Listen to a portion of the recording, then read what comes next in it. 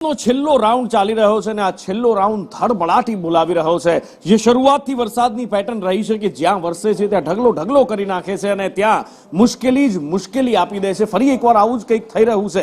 વડોદરા વાસીઓના જીવ તાળવે ચોંટેલા છે કારણ કે એક તરફ વિશ્વામિત્રીની સપાટી વધી રહી છે, બીજી તરફ તળાવો છલકાઈ રહ્યા છે અને વરસાદી પાણી લોકોના ઘરમાં ઘૂસી રહ્યા છે। ત્રીજી વાર આ મહાનગરપાલિકાના પાપે શહેરીજનો હેરાન પરેશાન થઈ રહ્યા છે। નુકસાનીનો સર્વે કર્યા બાદ ઉચ્ચક વળતર આપી દેવામાં આવે છે। આપણે જોયું છે કે 6500 રૂપિયા, જી હા, ગમે એટલું નુકસાન થયું હોય 6500 રૂપિયા આપી અને મહાનગરપાલિકા તંત્ર સરકાર જે પણ તમે કહો હાથ ખંખેરી નાખે છે, હાથ ઊંચા કરી નાખે છે। પણ જ્યારે વરસાદ પડે છે, જરી ગમતો પણ વરસાદ અને ફરી એકવાર લોકોને હેરાન પરેશાન કરવા માટે છોડી દેવામાં આવે છે। આ દ્રશ્યો સાબિતી આપે છે, આ કોઈ જૂના દ્રશ્યો 1 મહિના પહેલાના દ્રશ્યો નથી, અત્યારના દ્રશ્યો છે કે જ્યાં લોકોના ઘરમાં પાણી ભરાયેલા છે અને લોકોને પારાવાર નુકસાનીનો સામનો કરવો પડી રહ્યો છે। બે દિવસથી લોકો ઘરની બહાર નથી નીકળી શકતા અને ઘરમાં કેવી રીતે રહેવું એ પ્રશ્ન એમને સતાવે છે કારણ કે સોસાયટીમાં ઘૂંટણ સમા પાણી તો ઘરમાં ઘૂંટી સમા પાણી ભરેલા છે।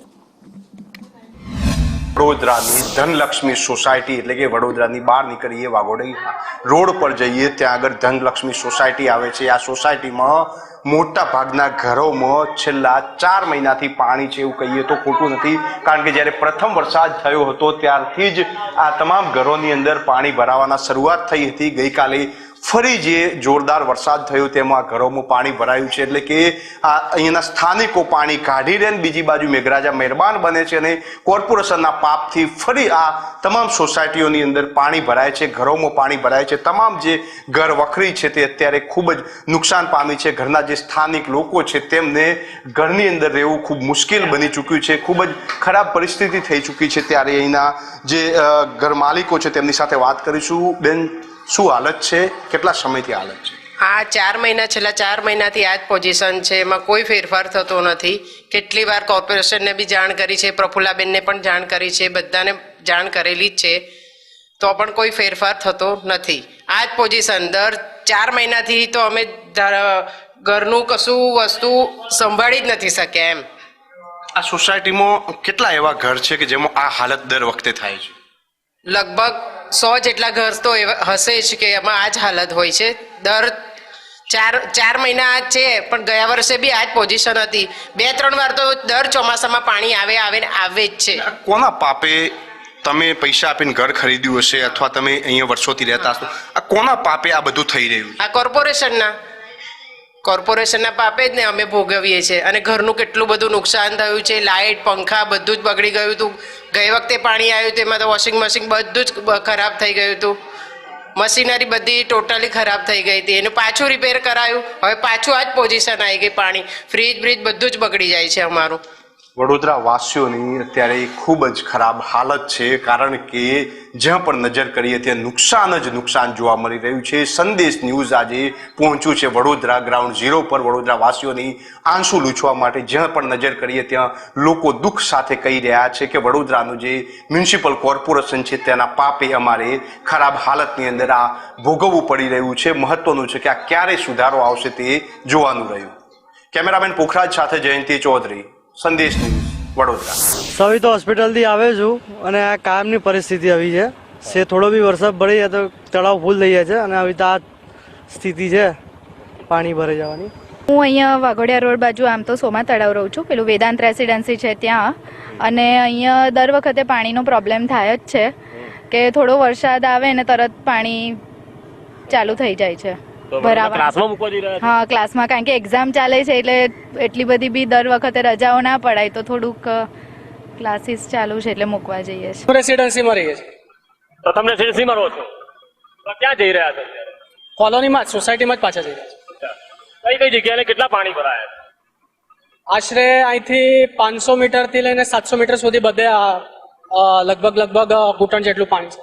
હવે સોસાયટીમાં ઘરે જ જઈ રહી છું, હા, ઘરે જઈ રહી છું અને પાણી ઉતર્યું નથી, ડીચન સુધી ડીચીના ઉપર પાણી છે।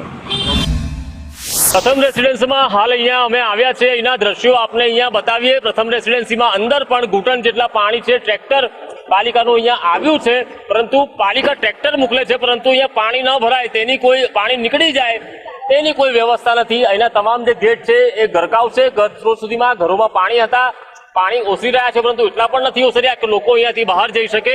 હજુ પણ અહીંયા ઘૂંટણ જેટલા અહીંયા પાણી જોવા મળી રહ્યા છે. અને પાછળ પણ જે વાહન આવે છે, આપણે પાછળનું વાહન પણ અહીંયા બતાવીશું કે આવી મોટી કાર હોય તો અહીંયા આવી શકાય, બાકી તો અહીંયા ટુ વ્હીલર લઈને આવવું પણ અહીંયા શક્ય નથી. લોકો અહીંયા ફસાયા છે એવું પણ કહીએ તો અતિશયોક્તિ નહીં હોય. આપણે દર્શકો બતાવે લોકો અહીંયા ફસાઈ ગયા છે, એ પ્રકારની પરિસ્થિતિ છે, જેને એક ટાપુ બની ગયો આ સોસાયટીમાં, એ પ્રકારની હાલત અહીંયા જોવા મળી રહી છે. તમારા લોકો સ્કૂલની આજે રજા આપી છે, તો લાગે છે કે કાલથી સ્કૂલ ચાલુ કરે તમે જઈ શકશો ત્યાં? નહીં જઈ શકીએ, ના જવાય, વાન થોડી ના આવશે આવામાં. કાલે તો વાન તો આવવાની જ નથી આપણે. ના જાતે જવું પડે, બહાર જાતે જવું પડે, પછી બહાર થોડું કોરું છે તો જવાય. તમારે તો હજુ અઠવાડિયું લગભગ આવું રહેશે. હા, અમને અહીંયા પંપ મૂક્યો છે તો પાણી ઉતરી જાય, નહીં તો રહેશે જ આવું અઠવાડિયું. તો હાલ ઘરોમાં પાણી છે તમારા કે ઉતરી? ઘરમાં નથી, અહીંયા બહાર છે, કમ્પાઉન્ડમાં છે. હા, અને પાછળ વધારે. બેન, તમે એટલે એવું જ કહેવાય ને કે ફસાઈ ગયા છો, એ પ્રકારની પરિસ્થિતિ છે હાલ? બહુ ગંભીર પરિસ્થિતિ છે ભાઈ. 2 દિવસથી તો પાણી વહ્યું નથી, હજુ ઓછું નથી થયું. અને આ લોકો બહાર જાય તેની પાસે સામાન મંગાવી લો. હા ભાઈ, અહીંયા કોઈ જોવા પણ નથી આવ્યું તેવું લોકો અહીંયા કહી રહ્યા છે. સાથે જ લોકો જો કોઈ બહાર જાય તો તેમની પાસે સામાન અહીંયા મંગાવી રહ્યા છે. એટલે કે પ્રથમ રેસિડેન્સીમાં લગભગ અહીંયા 300 જેટલા મકાનો હશે. આ તમામ મકાનો લાખોના ખર્ચે અહીંયા ખરીદવામાં આવ્યા, પરંતુ અહીંયા કોઈ પણ પ્રકારની પરિસ્થિતિ, કોઈ પણ પ્રકારની સુવિધા પાલિકાએ આપી નથી ને વેરાના વળતરના નામે ફક્ત પાણી મળી રહ્યું છે. વડોદરામાં ગઈકાલે જે વરસાદ પડ્યો હતો તેનો આજે આખા દિવસ દરમિયાન પણ પાણી ઓસર્યું નથી. આજે સવારથી વરસાદ નથી છતાં પણ પાણી ઓસરવાનું નામ નથી લેતું. અત્યારે સંદેશ ન્યૂઝ ભાગ્યોદય સોસાયટીમાં પહોંચ્યું છે. અહીંયા પણ સોસાયટીની અંદર 2-2 ફૂટ જેટલું પાણી છે. ગઈકાલે લોકોના ઘરમાં પણ પાણી આવ્યા હતા. લોકો પોતાના ધંધા રોજગાર પર નથી જઈ શકતા તેવી સ્થિતિ સર્જાઈ છે. સોસાયટીની અંદરથી બહાર નીકળવા સુધી લગભગ 1 કિલોમીટર સુધી સતત પાણી નજરે પડી રહ્યું છે. ત્યારે સ્થાનિકો હેરાન થઈ રહ્યા છે.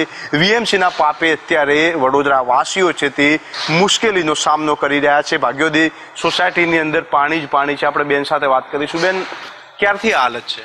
એ કાલનું છે ભાઈ. તો આખા ચોમાસા દરમિયાન કેવી હાલત રહી? આવું જ રહે છે. તો હમણાં બીજી વારનું પાણી આવ્યું ને તો છેક ઘરોમાં છેક પાણી હતું ભાઈ. બેડરૂમમાં બધું સામાન મેક્યો ને બધું જ પલળી ગયું, અનાજ પાણી બધું કોથળીઓમાં ભર્યું. જો આ મહિનામાં 2 વખત આવું થયું. બહુ જ ખરાબ હાલત થઈ ગઈ. ના અનાજ મળે, ના દૂધ મળે, ના ચા ખાન, કઈ જ નહીં. બોલો, શાકભાજી લેવાથી નીકળાય તો લેવા જઈએ ને, ઘરમાં જે દાળ કઠોળો હોય એ બનાવીને ખાઈ લઈએ. માત્ર ને માત્ર પાણી જ પાણી નજરે પડી રહ્યું છે. વડોદરાની આ ભાગ્યોદય સોસાયટી છે જેની અંદર અત્યારે 2 ફૂટ સુધી પાણી ભરાયેલા છે. ગઈકાલે લોકોના ઘરમાં પણ પાણી ભરાયા હતા. ત્યારે અત્યારે તંત્ર પર લોકોનો આક્રોશ છે કે જો તંત્ર સત્વરે કંઈક કામગીરી કરે તો કદાચ અમારું આ પાણી ભરાવાની જે સમસ્યા છે તેનું નિવારણ આવી શકે તેવી હાલત થાય. ત્યારે ભાગ્યોદય સોસાયટીની અંદર જ્યાં પણ નજર કરીએ ત્યાં માત્ર ને માત્ર પાણી જ પાણી નજરે પડી રહ્યું છે. કેમેરામેન પુખરાજ સાથે જયંતિ ચૌધરી, સંદેશ ન્યૂઝ, વડોદરા.